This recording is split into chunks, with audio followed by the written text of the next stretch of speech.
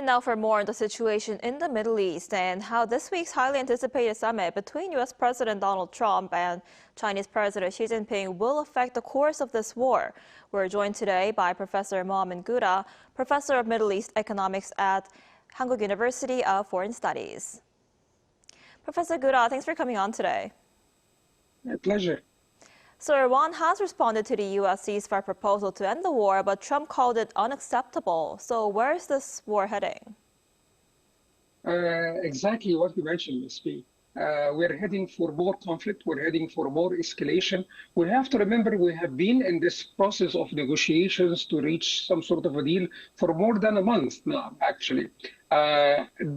We have reached that end. Trump has explicitly said that he rejects what Iranian has offered. And to be honest, also Iranian didn't offer much.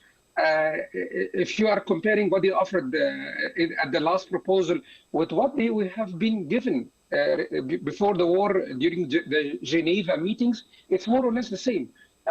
So Iranians know what they are doing. They are trying to gain time to put more economic pressure to the world, for the global economy and so on. And they think time is on their side. And they are not really that away from reality. Actually, we have some reports that say that Iranian economy can last, in this case, for 2 or 3 months, even under pressure. So Iranians are trying to gain more time. But I think Trump and Prime Minister of Israel, Netanyahu, will not let this go away soon. We're heading for more conflict, more escalation. I don't think we're heading for a full-blown war again, but we're heading for more covert operations, more specific operations inside of Iran in the coming few days. Right, and Trump is expected to meet with Chinese President Xi this week. How might his Chinese trip affect the course of this conflict? Well, of course it's a very tricky situation. On the one hand, Trump wants to play game with the Chinese authorities, with the Chinese leader. He doesn't want to escalate the situation while he's meeting the Chinese, President Xi Jinping. But at the same time, we know how Trump is. We know he likes theatrics. We know he likes that he likes to show that he's the boss. He's the man in power. So I think what will happen is that he will start to signal his strength through, again, covert operations and through more operations in Iran, maybe even capturing the island of Farj in the Hormuz Strait to signal to the Chinese that he's in power, he's the man controlling the situation, that he's not being forced by Iranians so far. So I think this is what Trump will try to do. He will try to send a clear message to the Chinese that he's still in power. We have also to remember, and this should be very quickly, we have to remember that what Trump's strategy have been establishing all this, the Venezuelan attack, the Iranian attack, to counterweight the Chinese influence. So I think Trump will be very explicit about his signals in the coming few days also. I see. And here in Korea, officials announced that the damaged Korean-operated cargo vessel that caught fire near the Strait of Hormuz last week was actually struck by unidentified objects, but it's still unclear who's actually behind the attack. What are your thoughts on this? Well, to be honest, I think the Korean authorities are very diplomatic, I have to say. I mean, of course, I have watched your excellent report that the Iranian ambassador has been summoned to the Ministry of Foreign Affairs to have a talk about this and so on. Korean authorities didn't explicitly say it was the Iranians, but on the other hand, we know that this happened to other ships. It happened to Japanese ships. It happened to Greek ships, to UK ships as well.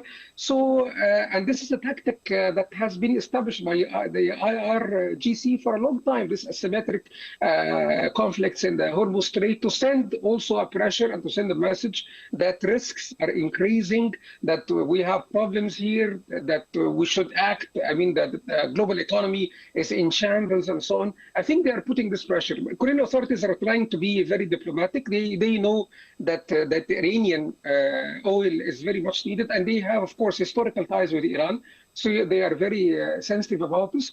However, I think it doesn't. You don't need to be really, expert when it says that Iranians are behind such kind of attack. At least this is the way I look at it, because it happened also before. Also, one very quickly, I have to mention that it was struck twice.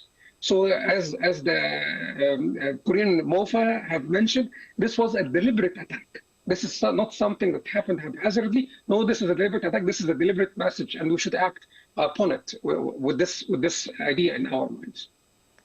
I see. And while that's happening in Lebanon, the conflict between Israel and Hezbollah is still ongoing. And Lebanon's health ministry says Israeli attacks have killed more than 120 people across the country in the last week. Where is the conflict heading between Israel and Lebanon? Unfortunately, again, it's heading to more conflict and more confrontation. We have to remember that 1/5 of Lebanon is now being held by Israeli forces. Hezbollah is still attacking Israel, and Israel is using the alibi that it's not secure, and Hezbollah is not stopping also the attacks. And people are Lebanese people are the ones who are suffering because of that. We have to remember millions have left their homes everywhere. Israel attack is reaching everywhere in Lebanon. It's not only reaching the south of Lebanon; it's also reaching Beirut and everywhere in Lebanon. So what we need to be cautious about, or what we need to monitor, is that there is a meeting. That this will be a third round of meetings between Israeli authorities and Lebanese authorities that will happen in Washington in a few days. It's the 14th or 15th of this current month. And suppose it's not, of course, under the American pressure to reach some sort of agreement. All the agreements that has been reached by the Lebanese and the Israelis so far is only some sort of a gentleman's agreement. And, when it's not written, it's not really that much respected, to be honest. We need something to be written. We need a clear guideline. Hezbollah will not stop anytime soon. And I think we need to reach some sort of a conclusion for the sake of the Lebanese people who are suffering right now, actually. I see. I guess we'll have to see how that meeting between the two sides plays out. All right. Thank you so much for your time and insight this morning. We appreciate it. Thank you so much. My pleasure.